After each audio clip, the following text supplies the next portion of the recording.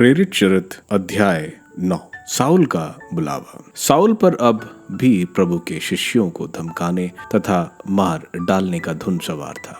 उसने प्रधान याजक के पास जाकर दमिश्क के सभागृहों के नाम पत्र मांगे, जिनमें उसे यह अधिकार दिया गया कि यदि वह वहां नवीन पंथ के अनुयायियों का पता लगाए तो वह उन्हें, चाहे वे पुरुष हो या स्त्रियां, बांधकर यरूशलेम ले आए। जब वह यात्रा करते करते दमिश्क के पास पहुंचा तो एकाएक आकाश में एक ज्योति उसके चारों ओर चमक उठी।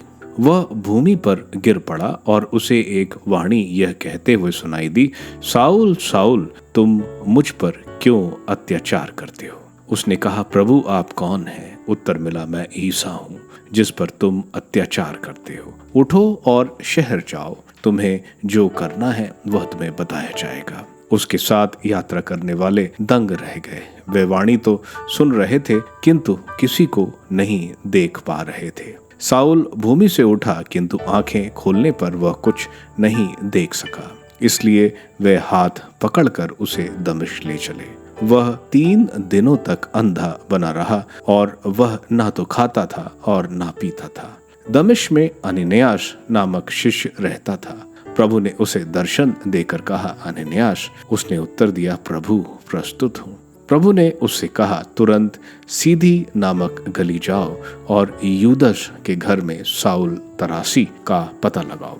वह प्रार्थना कर रहा है। उसने दर्शन में देखा कि अननियास नामक मनुष्य उसके पास आकर उस पर हाथ रख रहा है, जिससे उसे दृष्टि प्राप्त हो जाए। अननियास ने आपत्ति करते हुए कहा, प्रभु, मैंने अनेक लोगों से सुना है कि इस व्यक्ति ने यरूशलेम में आपके संतों पर कितना अत्याचार किया है। उसे महायाजकों से यह अधिकार मिला है कि वह यहाँ उन सबको गिरफ्तार कर ले जो आपके नाम की दुहाई देते हैं। प्रभु ने अननियास से कहा, जाओ, वह मेरा कृपा पात्र है। वह गैर यहूदी राजाओं तथा इजरायलियों के बीच मेरे नाम का प्रचार करेगा। मैं स्वयं उसे बताऊंगा कि उसे मेरे नाम के कारण कितने कष्ट भोगना होगा। तब अननियास चला गया और उस घर के अंदर गया। उसने साउल पर हाथ रख दिया और कहा, भाई साउल, प्रभु ईसा आपको आते समय रास्ते में दिखाई दिए थे। उन्होंने मुझे भेजा है जिससे आपको दृष्टि प्राप्त हो और आप पवित्र आत्मा से परिपूर्ण हो जाए। उस क्षण ऐसा लग रहा था कि उसकी आंखों से छिलके गिर रहे हैं। उसे दृष्टि प्राप्त हो गई और उसने तुरंत बपतिस्मा ग्रहण किया। उसने भोजन किया और उसके शरीर में बल आ गया। दमिश्क में साउल का धर्म प्रचार। साउल कुछ समय तक दमिश्क के शिष्यों के साथ रहा। वह शीघ्र ही सभागृहों में ईसा के विषय में प्रचार करने लगा कि वह ईश्वर के पुत्र हैं। सब सुनने वाले अचंभे में पड़कर कहते थे, क्या यह वही नहीं है जो यरूशलेम में इस नाम की दुहाई देने वालों को मिटाने का प्रयास करता था? क्या यह यहाँ इसलिए नहीं आया कि यह उन्हें बांधकर महायाजकों के पास ले जाए? किंतु साउल का सामर्थ बढ़ता जा रहा था और वह इस बात का प्रमाण देकर कि ईसा ही मसीह है, दमिश्क में रहने वाले यहूदियों की असमंजस में डाल देता था। इस प्रकार बहुत समय बीत गया। तब यहूदियों ने उसे समाप्त करने का षड्यंत्र रचा, किंतु साउल को उसका पता चल गया। वह उसे समाप्त करने के उद्देश्य से दिन रात शहर के फाटकों पर कड़ा पहरा दे रहे थे। परंतु साउल के शिष्य उसे रात को ले गए और उन्होंने उसे टोकरे में बिठाकर 4 दीवारी पर से नीचे उतार दिया। साउल की यरूशलेम यात्रा।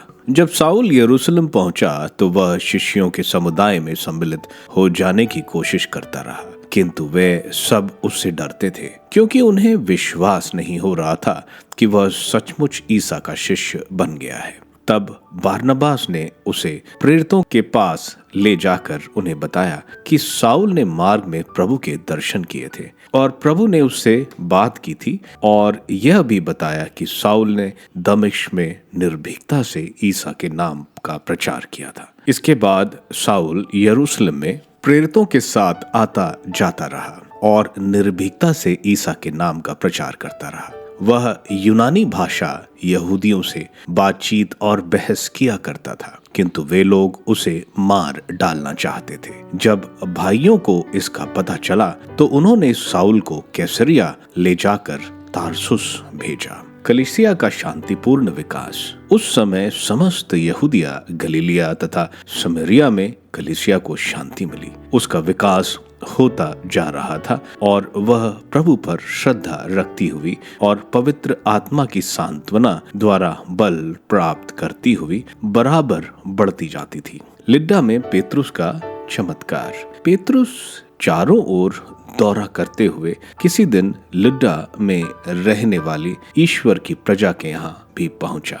वहां उसे एननियास नामक अर्धांग रोगी मिला जो 8 वर्षों से बिस्तर पर पड़ा हुआ था। पेत्रुस ने उससे कहा, एननियास, ईसा मसीह तुमको स्वास्थ्य करते हैं, उठो और अपना बिस्तर स्वयं ठीक करो। और वह उसी क्षण उठ खड़ा हुआ।